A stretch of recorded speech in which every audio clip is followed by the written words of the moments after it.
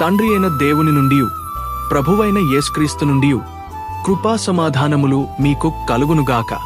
ప్రియులారా, మనకు ఈ వాగ్దానములు ఉన్నవి గనుక దేవుని భయముతో పరిశుద్ధతను సంపూర్తి చేసి కొనుచు శరీరమునకును ఆత్మకును కలిగిన సమస్త కల్మషము నుండి మనలను పవిత్రులనుగా చేసుకొందము. ఈరోజు దేవుడు తన పరిశుద్ధ గ్రంథములో నుండి మనకు అనుగ్రహించిన నేటి దేవుని వాగ్దానము మలాకి 3వ అధ్యాయము 10వ వచనం.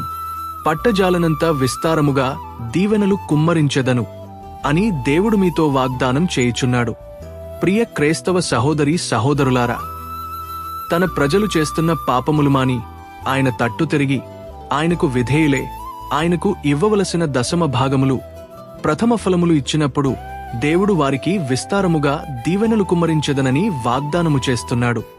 మరి ఆ దీవెనలు ఏమిటో గమనించినట్లయితే, మొదటిగా సమృద్ధి అనే దీవెన, రెండవదిగా సంతోషము అనే దీవెన, మరి మూడవదిగా గణపరచబడుట అనే దీవెన.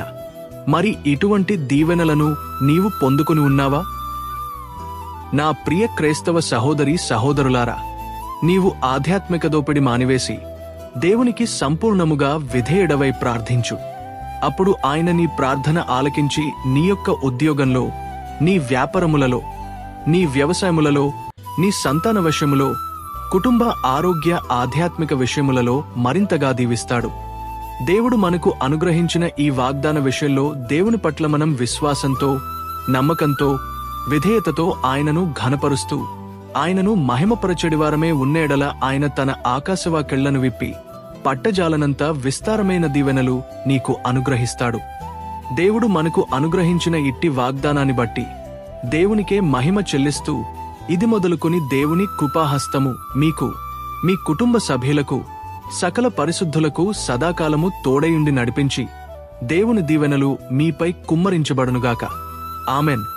ప్రభునామంలో మీ అందరికీ నా చిన్న మనవి, ఇంతవరకు మన ఛానల్ని సబ్స్క్రైబ్ చేసుకోని వారు దయచేసి సబ్స్క్రైబ్ చేసుకుని లైక్ చేసి షేర్ చేయమని ప్రభునామములో మీ అందరికీ ప్రేమపూర్వకంగా మనవి చేస్తున్నాను. ప్రభువైన యేసుక్రీస్తు నామములో మీ అందరికీ మరొకసారి హృదయపూర్వక వందనాలు తెలియజేస్తున్నాను. దేవుడు మిమ్మల్ని నిండారుగా దీవించునుగాక. ఆమెన్. ధన్యవాదాలు.